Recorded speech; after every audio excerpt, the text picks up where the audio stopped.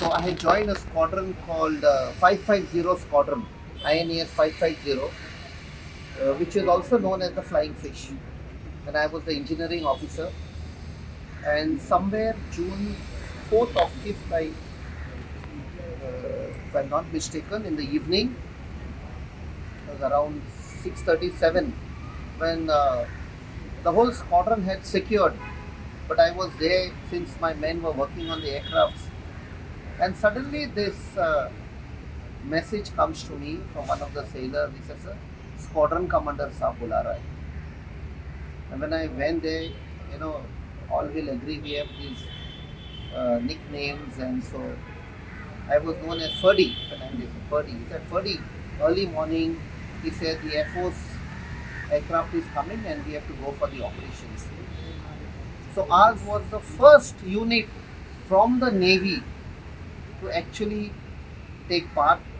We were not told where we are going, but the next day, early morning, I had to put my wife and daughter on the flight, to go home, because that time the airport was in Cochin, not the new international airport. The only airport was inside the naval base.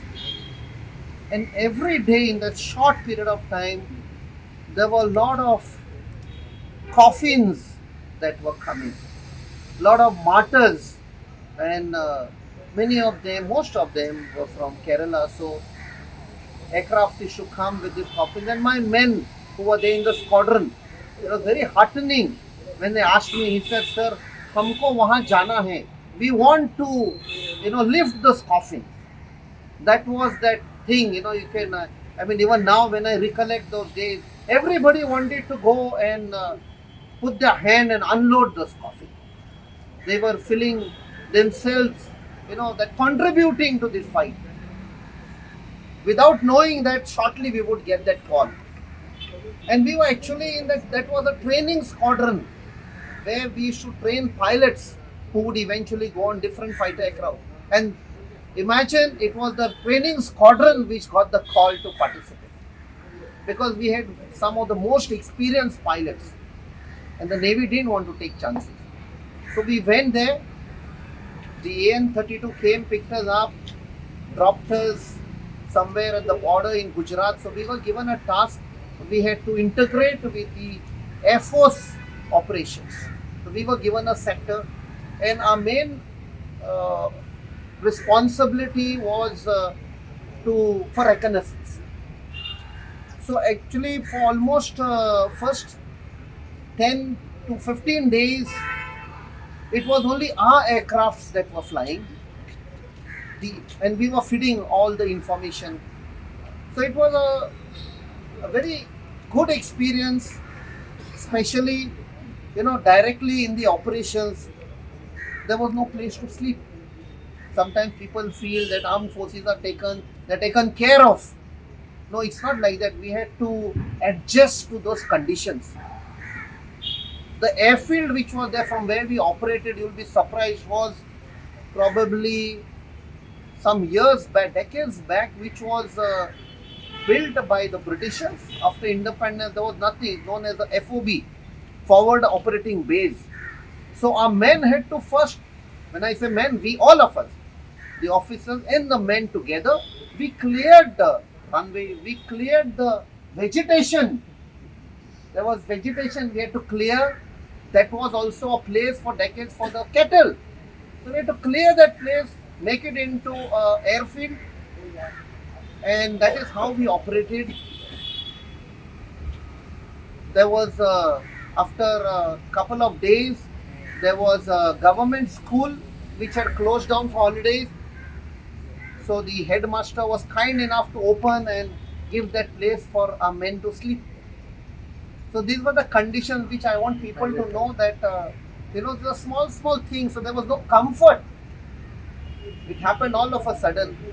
And I think so, the country also learned a lot from that operation. I was there, all of us were there, the unit which was sent till the end. Then when we came back, I think so, we had a lot to tell. And today I appeal to the people of Goa, though Mr. Bosco said he feels proud that a lot of Goans have done extremely well. They're right here. But I appeal to the parents. Always think that armed forces is also an option. I can tell you with certainty today, I survive, and very comfortably I survive with my pension. There should be no doubt. This is the only service which gives you pension. And if something happens, your family, your wife will be looked after. No other service, I think so, even the police service has stopped pension from 2004. It's only the armed forces. Pension is one part.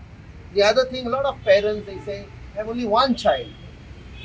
Some parents say it's very dangerous, and I say, can you name one soldier who has died? Till today, no soldier has ever died. They're all martyrs. They will live forever. Please think of that. Tell the other parents, tell your friends, neighbors, everyone, a soldier never dies. Soldier will live on.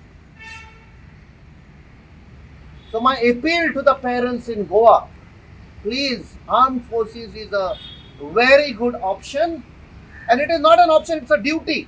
It's a call that we all have to take.